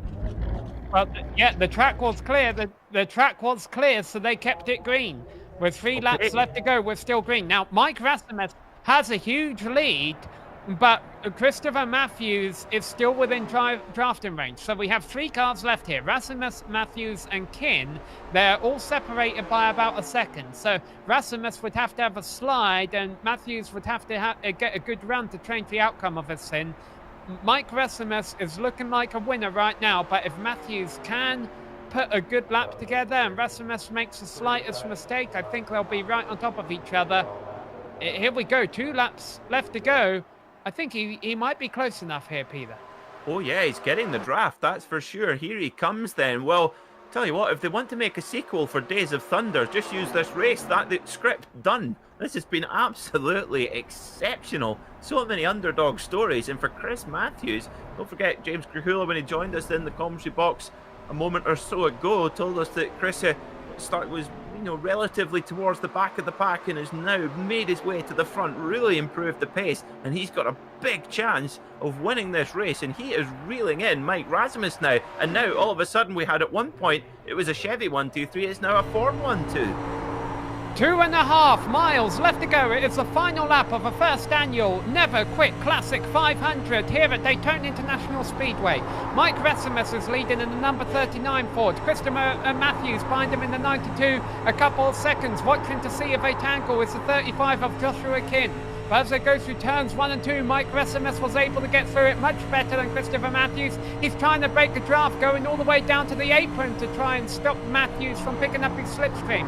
Here they go into turns 3 and 4, where Trevor, one of these two, gets through this corner smoother, is probably going to win this race. And Rasmus is able to do that. He's able to keep it down low. He's still sliding a little bit as he comes out of turn 4, but there's nothing Matthews can do. Mike Rasmus crosses the line, and Mike Rasmus wins the first annual Never Quit Classic 500. Wow, what a finish there. We lost a couple of our leaders there in that little incident at the end there, but Mike Rasmus, wow, what a finish to that race. Action all the way through, Sam. And that's a great shot to lead you with Daytona on the infield and dirt track dirt track tyre marks running through the infield where drivers fell just a little bit short. Mike Rasimus got it done, though. He is going to celebrate here in the number 39 machine. Well, we hope you all enjoyed that at home. Bryce, we hope you enjoyed it. And everyone at bethematch.org, remember to donate towards those guys, because that's what we're doing it here for today at the request of the Whitson family. And we'll have a chance to talk to some of the top performers from today's race in just a few moments. We'll also have a full race rundown for you. If you do want to donate towards bethematch.org, the link is in the description of this YouTube video. We'll be back in just a couple of moments.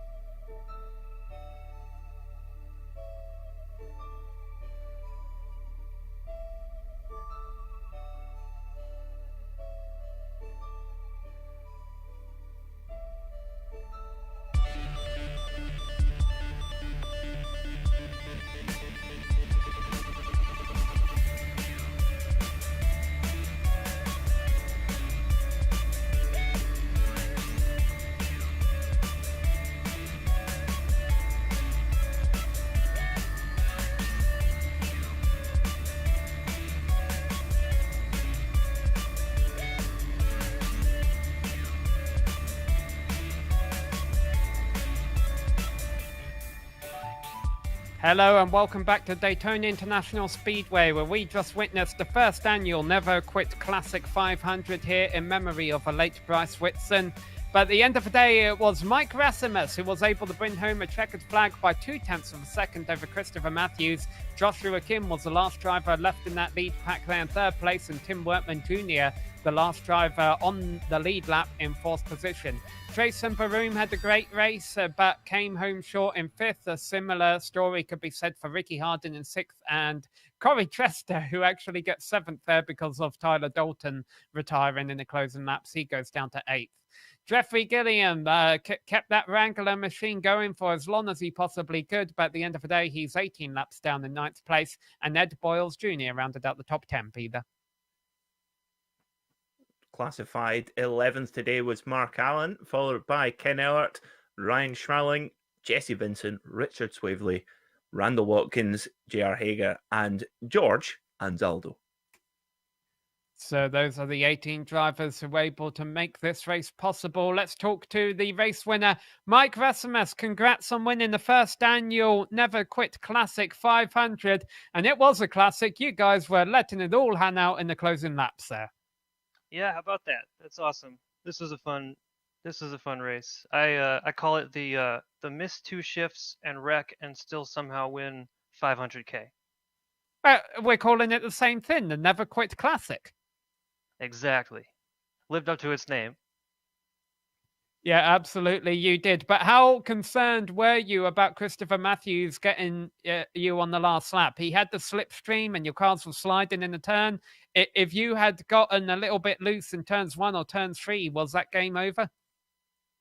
Yeah, for sure. I think I had some engine damage from the wreck, the caution before, and I figured it out once I was following Ricky. I couldn't really pass him on my own with momentum because of the engine. So I was just trying to basically just drive as fast as I can. Just keep the pedal down and hope I didn't spin myself out. These cars kind of behave strangely at high speeds here. So yeah, glad I was able to pull it off. Well, we were able to raise $560.01 for BeTheMatch.org during this race, Mike. This is a race we'd like to continue doing over and over again to remember Bryce Whitson. Obviously, I'm sure you were a fan of a race because you brought it home in first place. How do you see this race going forward? Are there things you'd like to have changed, or was it a thrill to be out there the way it was? Honestly, I had such a great time the whole time, just with all the classic rules and the way green flag pit stops play out.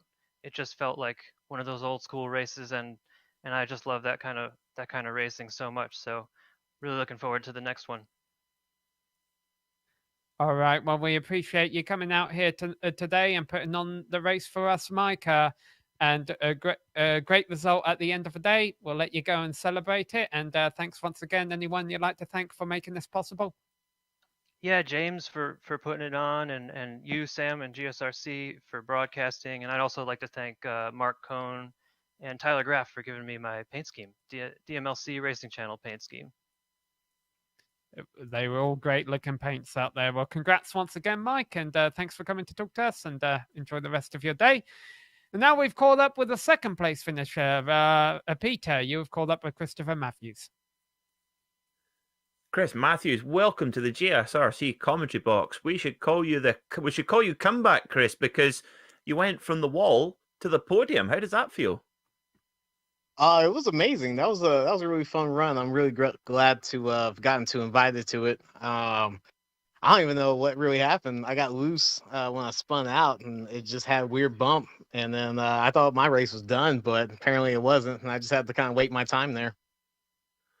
Now, of course, we're talking a lot in the broadcast about the fantastic retro throwback paint schemes on a lot of these cars. Now, tell us a little bit about your 92 car and the paint scheme you ran on it today.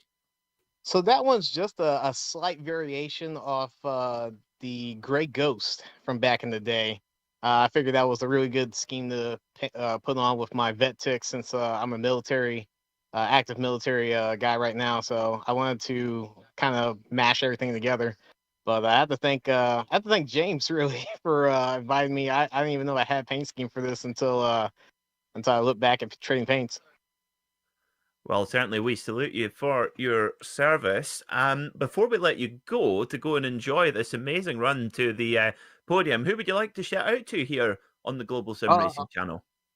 Definitely like to shout out you guys for putting on this event. I didn't even know it was going on until about a month ago. I think when the first advertisement started coming on. I'd like to thank James Kerhula for inviting me to this. I really appreciate it. I heard a lot of great things about Bryce, and I really hope that his family can use this money for some good stuff, and hopefully this brought more awareness to just the program and everything else. So I have to thank everybody, really.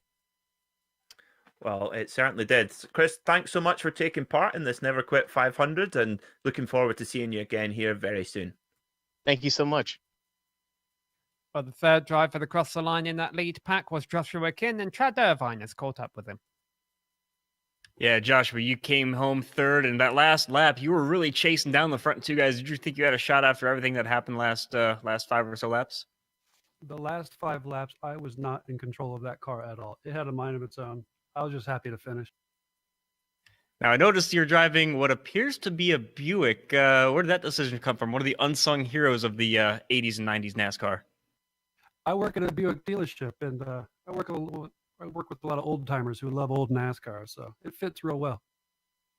And overall, what were your thoughts on the event? It looked like you guys put on a great show for all of us out here. I like the rules package, including the race back to yellow. I wish we can do that more often. and try a couple more races like this. It was a lot of fun. Hey, you guys at GSRC, you guys do such a great job. And I think it's so cool when somebody with a British accent says my name in motorsports. And any one last one I guess I have for you is anybody you'd like to thank out there? I just want to thank everybody for putting this race together.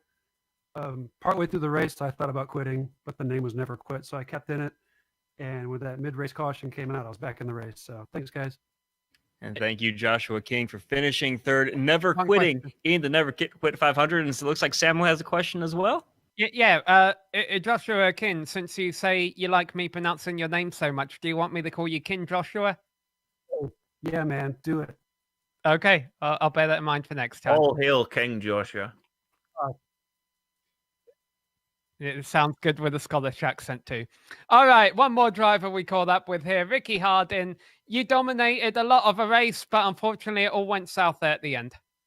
Yeah. Oh, man, I was so bummed about that. But what a show. I think that long green flag run was just a lot of fun. I got there with Mike, and we just kind of ran nose to tail for a while. And I learned a little leading, and I didn't want to lead anymore and let him do it. And then made a couple mistakes right there in the middle of 3 and 4. I made a mistake and fell out of the lead with about 10 to go. And unfortunately got caught up in Tyler's mistake. It just, it happens. These cars are so hard to drive. They were really loose on entry, and then they get really loose again on exit. And if you caught a bump wrong, they could really throw you out of the groove. And it was tough, but it was so much fun, and all for a good cause. We're here to support Be the Match and remembering our friend Bryce.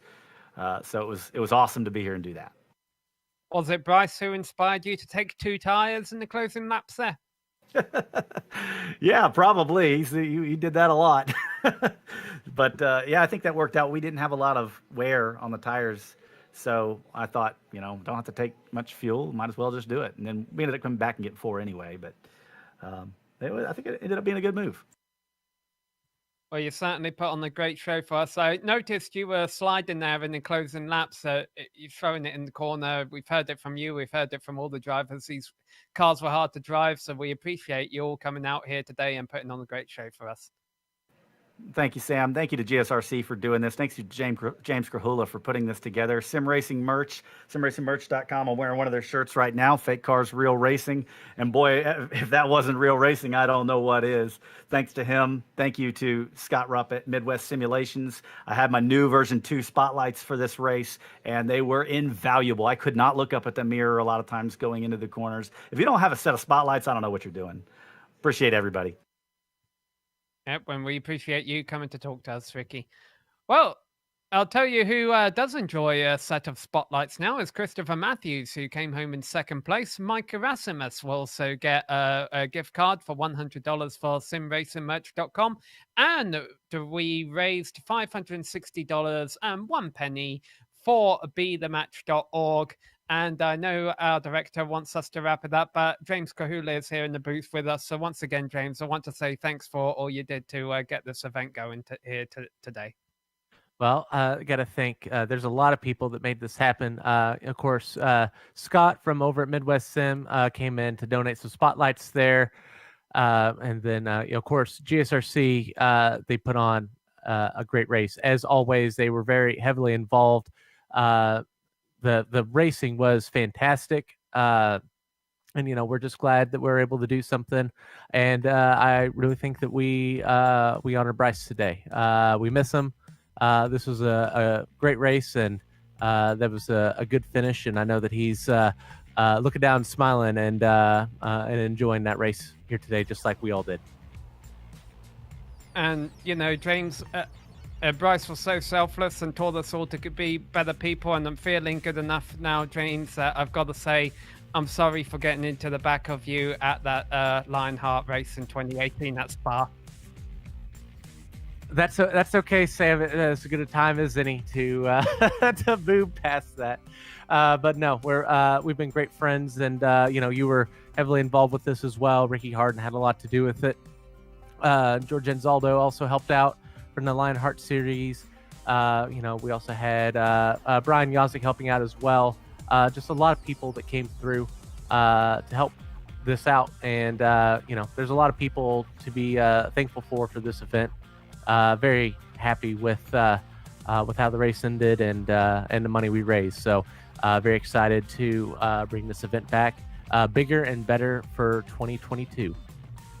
That is definitely the plan, and I echo those sentiments. Well, we would like to thank all of the organisers and the competitors for the first annual Never Quit Classic for coming out this afternoon and putting on a historic show. Please remember that you can join us in supporting Be The Match by heading over to bethematch.org. Additional thanks goes out to the companies that provide the software and hardware for our broadcasts, and you can see those listed on your screen. Also, thanks to June Lalonde, who provides us with our music. See the screen for how to get a hold of more of her great work. Thanks to the team today, Peter, Chad, Sean and Dougie, as well as James for putting us on. If you'd like to find out more about GSRC, including upcoming races, you can find it at globalsimracingchannel.com, or you can check us out on Twitter at GSR Channel, Facebook at Global SimRacing Channel, and Instagram at GSRC_Gram. All of our upcoming races for our other series are listed on your screen, so be sure to check those out, mark them down in your calendar, and don't miss another second of exciting racing action. But until next time, race clean, race hard, and we'll see you on the track.